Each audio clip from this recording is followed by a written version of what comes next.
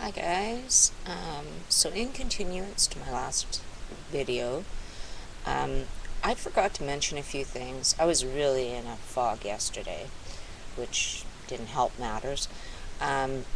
However, one thing I wanted to mention, or a few things I wanted to mention, was when I was about 16, I think I was, I had what they call, or at least they diagnosed as, TMJ syndrome, which is pain right in the jaw joint here.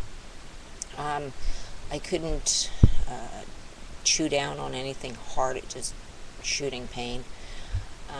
That went on for quite a while, and then it just suddenly disappeared on its own, which is very odd. But now, whether that's significant, again, who knows? I'm just telling you the things I've had in my life. Whether or not they're part of this, one never knows. Another thing was I always had what I called the oily T, and I don't even know if that's the right thing, where my forehead here, my nose, and to my chin was always oily, but my cheeks were always dry. So that's another thing I meant to mention. And heartburn. Yeah, that's when the heartburn started. And I'm talking wicked heartburn. Didn't matter what I ate, didn't matter what I drank.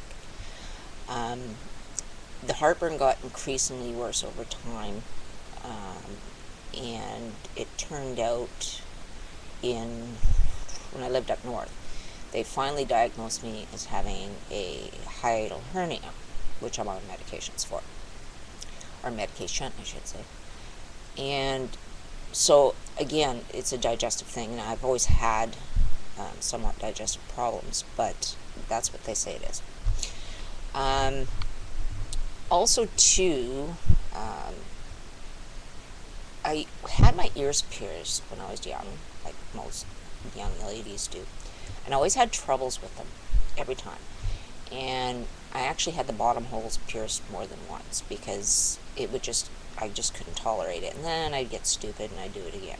However, I also have another hole on top of that. And one thing I found with it, and even to this day, is I cannot wear earrings. Like, I can't leave them in all day, for example, even if they're gold. And I get, even though I haven't worn earrings for months and months, I get almost like pustular in there, and it flares up sometimes, and I literally have to squeeze it all out. It's really disgusting. I know, ugh, right? But it's white, and it's just pustular looking. It's the only way I can explain it. It's sort of like a pimple pustular look. Yeah. But needless to say, that's another thing I meant to mention, which is very unusual. Also, too, just before my first son was born, I had a huge problem with what they called at the time was cluster headaches. And they sent me to a specialist for this, and it was actually, I think it was a rheumatologist. I don't remember. It was just so long ago. But he said, yeah, that's what it was. And what would happen is I would get a headache, and it would last, sometimes a week, sometimes a couple days. It'd go away and then come back. And they put me on a medication right at that point, which is actually a depression medication called triptyline. And it did help. And it helped reduce how often they were happening. I was still getting them, but not as long or as close between, so to speak. So that was another thing. Then my son was born, and my first son. And he was 3 weeks premature. Like I said in my last video, 5 pounds 13 ounces. He had a couple lung problems when he was first born. He was in an incubator for a few hours, but not long. But why he came early, I don't know. nobody seems to really know. And again, everybody always pinpointed everything down to my smoking. Now, I know smoking is deadly, it's stupid, it's wicked, don't do it. But I think a lot of my stuff over the years have been really labeled down to the smoking, and maybe in some degree that has held up the diagnosis on my problems. But I mean, I have many things that are not caused by smoking. So, so he was born, like I say, 3 weeks preemie. He was fine. Once we got him home, he was healthy. Everything seemed fine with him. Basically, though, that's when my symptoms started to worsen. The flare-ups were more severe, a little more severe, and coming closer together and lasting longer. That's also when the depression hit, and a lot of it was because I was hurting so much. I think this is why. A lot of it was because I was always hurting. Nobody could figure it out. You see one doctor after another doctor after another doctor, and to be told the same thing. It's all in your head. It's we can't find anything wrong. So yeah, that really plays an emotional toll, and therefore can cause the depression. Then when I was 25, excuse me, I got a spontaneous pneumothorax. Now what that is my lung collapsed. My left lung, again, left side, just went poof, no reason, no rhyme. I did have a bad cold at the time, so whether that played a factor, I don't know. I found at that point, when things started getting worse, if I got sick, especially a bad cold, instead of your normal would last a week, for normal people, it would last sometimes like a month, sometimes even more. I was very, very, it always took me way longer to get over something than it did anybody else. So that happened when I was 25. And then following that is when I started having some anxiety and panic attacks. Now, I think a lot of that was just due to the fact that I was freaked out about this lung collapsing for no apparent reason. I got over that on my own. Didn't take any medication for it, and that it lasted not even a year, off and on for maybe 8 months or so, and then finally I got over that. Now, also around that time, or just after that time, is when the Raynaud's phenomenon hit. And I was actually at my friend's one day when it actually hit me. And I was like, wow, my fingers are numb, what the heck? And it wasn't even that cold out. And I thought, well, that's odd. And my fingers all went white, like the tips went white. And okay, and I just kind of shrugged it off. Oh, well, poor circulation, smoking, or what have you. And it just kept getting more and more frequent. And I was like, weird. And I mean, it didn't even have to be cold out for this to strike. And I thought, well, that's odd. Of course, the cold made it way worse. So that's when I started getting the Raynaud's syndrome. How's our time? Oh, we're good. Then my husband and our kids, oh, wait a minute, I missed my other son. I'm terrible. My second son was born 18 months following my first son. And he had all kinds of problems. He was 8 weeks preemie. And he was on life support, and it was horrible. I ended up having to have a cesarean to have him because he was breech. It was absolute hell on both of us.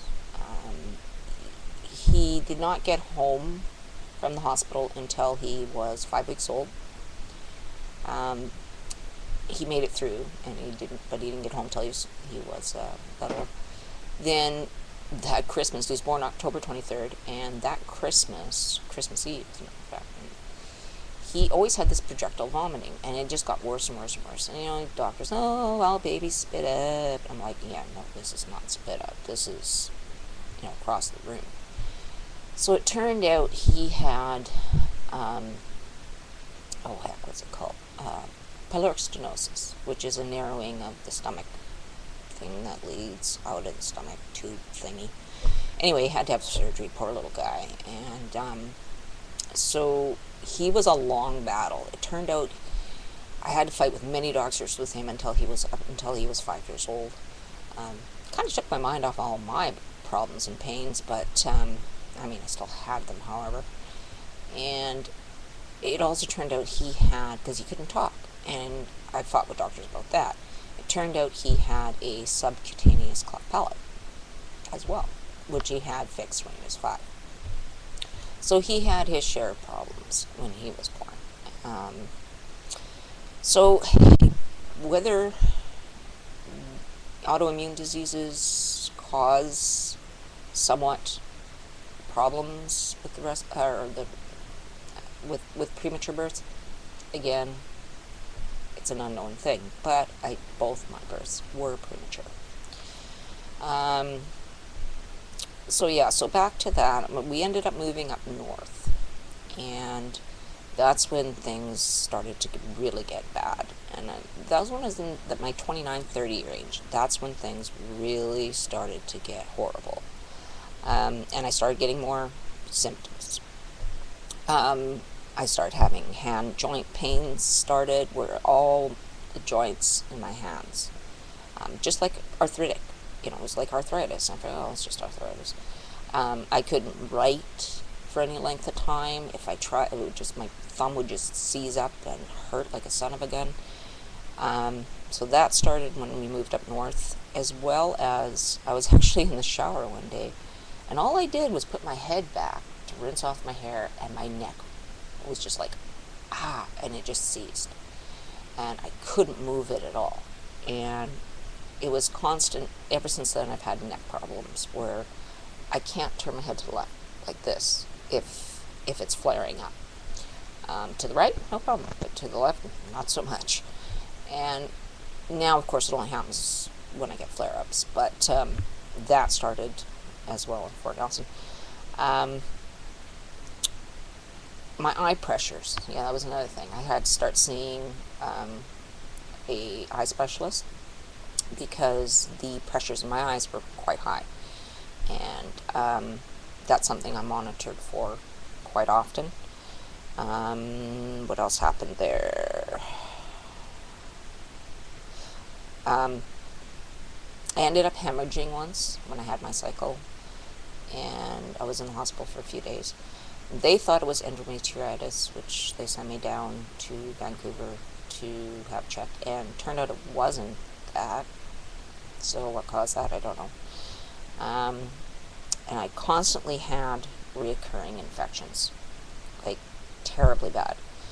And I'm not talking just a little infection. I get sick and boom, I was really sick, and I was on antibiotics, it wouldn't work. I ended up on so many IV antibiotics and courses of IV antibiotics when I lived up there. It wasn't funny.